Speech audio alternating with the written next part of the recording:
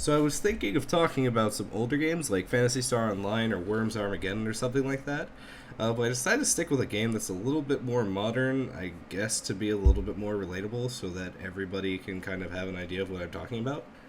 So I'm going to talk about how Minecraft benefits from one of the best systems of storytelling available to date. Or at least one of them. Maybe not the best. So in games, there are pretty much two spectrums when it comes to narrative. There's ludology, which is when a game is designed to focus on the mechanics and rules of a universe, and that is used to drive the narrative forward. Or narratology, when a game is more focused on the lore of a world and the actions of the player on that lore. If you look at these two states at two ends of a spectrum, most games would probably fall in the middle with very few exceptions. Even really ludological games like Tetris and Bejeweled have some elements of narratology in them. In lots of games, usually what happens is they'll throw you into a world with a past, a future, and a present. And this is the narrative center of a game. The present is the actual game itself. The past is the events leading to the game, the future is the outcome of the actual game itself.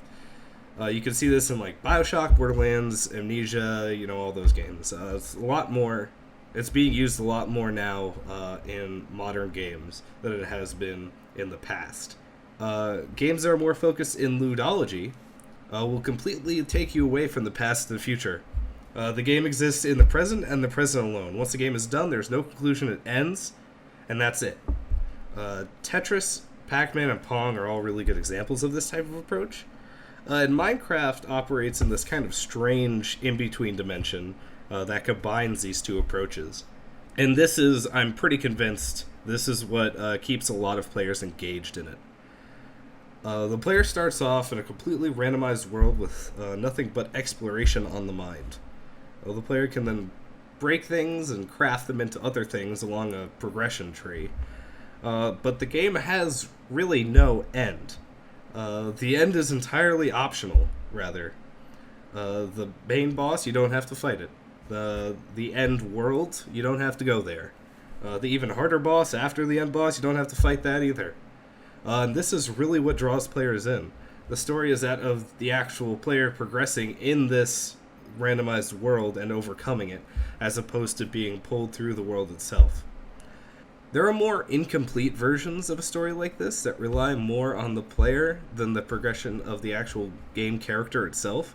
Asteroids is a lot like this, where you start off as a small ship in the middle of an asteroid field, and you pretty much die as a small ship in the middle of an asteroid field. The same can be said about Pac-Man, Galaga, and most other games that use this kind of format, most of them arcade-type games. The reason that these games can still be fun, though, is because it relies on the progression of the skill of the player. As you get better at Pac-Man, you get to later levels, you get more points, you become more efficient in everything that you do. And there are systems in place to help encourage this in players. There's points, there's power-ups, stuff like that help you progress through the game and help you judge how much you are actually progressing in your skill at playing the game.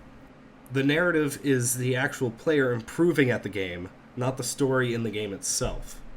And this is where Minecraft really finds its stride. The gameplay elements that are put in place give a kind of feedback to the player to let them measure their own progression in the game, like Pac-Man and Galaga and Asteroids.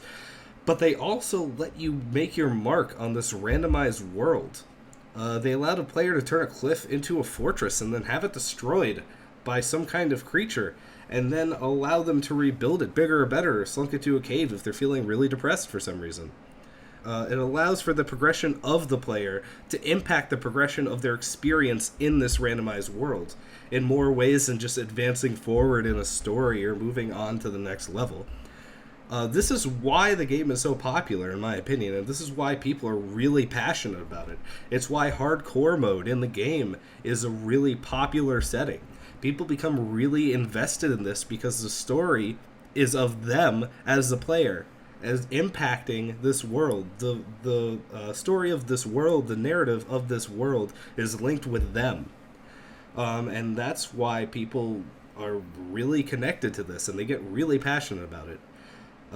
This is the formula that is being used to encompass the minds of both adults and children alike. It's one of the reasons why this game is so popular, and it's how the narrative of Minecraft has become a real addiction for people.